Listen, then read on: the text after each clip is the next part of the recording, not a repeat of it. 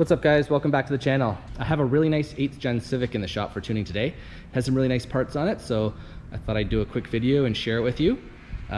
This is a 2009 Civic Si, obviously. It has the original K20Z3 engine, but it has a few little upgrades to it. It has a, let's start with the intake setup. So we have a Skunk2 3.5-inch cold air intake into a J35 Throttle Body. The RRC Intake Manifold, it has RDX Injectors, and then in the exhaust it has a Skunk2 Alpha header into a 3-inch full race Catback exhaust and no cat. But what also is cool about this setup is it has an RRC oil pump and an RRC crank pulley. So anyways, I got the car strapped down. I'm gonna start doing some pulls. This car has been tuned before. It was it has a Etune on it, so I'm curious to see how the Etune will do, because it's never been on the dyno with the Etune, just purely street tuned with the Etune. And so the plan is I'll do a baseline pull, then I will tune it, and we'll take a look at the differences. And maybe I will, if I get a chance, I will try out a bunch of different VTC cam angles to and share them with you and see how they perform. So let's do some pulls, let's do some tuning, and I'll show you the results at the end.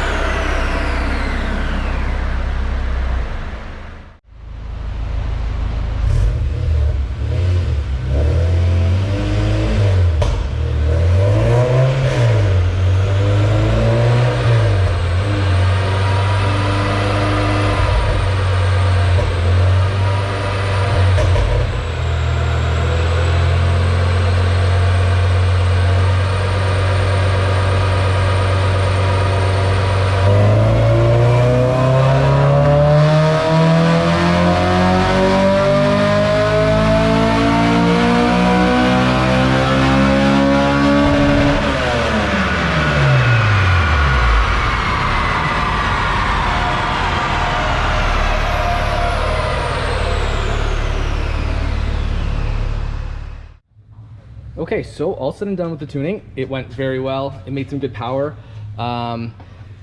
This engine with this combo put down, what was it, 223 wheel horse and 151 foot-pounds of torque. So this is what it was all said and done, and I'll share with you in a second how all the VTC cam angles that I ended up using for this setup. But what I want to show you is the Etune, and the Etune was great. It did a good job, very good considering it was on the street and doesn't have the real feedback of a dyno. But this is the results of the Etune, and so by comparison, the Etune put down 213 versus this 223, so 10 horsepower difference picked up dyno tuning. So I get asked all the time about e-tuning, and a lot of guys just want e-tuning, and I try to tell them e-tuning's great, it can get you very close, but to get the absolute most out of the setup, you are best to get onto a dyno so that we can do the fine tuning with the ignition timing and fine tuning of the VTC cam gears. So that being said, why don't I share with you a little bit about what cam angles I used on this setup. So in non-VTEC, I usually find 25 degrees is usually roughly about the best, and I usually start around 25 degrees, and then I will test out 5 degrees up and 5 degrees down and go in different directions to see how they do, just to basically rule out different cam gear angles.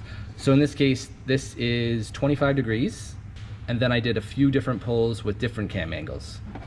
So this is a comparison of 25 to 20, basically the same.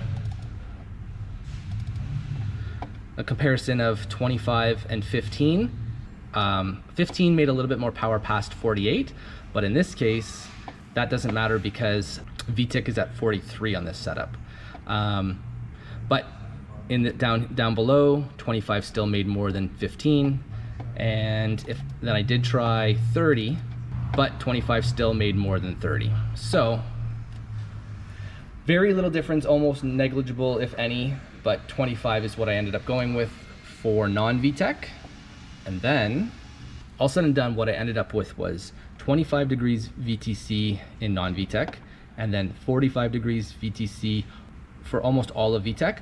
But at 6,500 RPM, I started tapering it to 25 degrees. And the reason for this is when I did run 45 degrees all the way out to redline, it lost a little bit of power at redline. And I'll show you the example. So this is an example of 25 degrees VTC down low, 45 degrees VTC up until about 65, and then I started transitioning it to 25 degrees for redline. And that's what ultimately made the peak horsepower difference. So again, this is 45 degrees VTC, and this is 25 degrees VTC. So anyways, I know that's a quick example of different VTCs. Hopefully that helps give you an idea of how to set VTCs. The issue is you really can't set these without a dyno. It is best to put the car on the dyno. You can get really close on the street, but to get the best results, you should put it on the dyno so we can do back-to-back testing, test what VTC angles work the best for that specific car. So anyways, that's it for today. This setup put down some good numbers. I'm sure the customer is going to be super happy with the results all said and done. Anyways, that's about it for today. Hope you guys enjoyed the video, and thanks for watching. Bye now.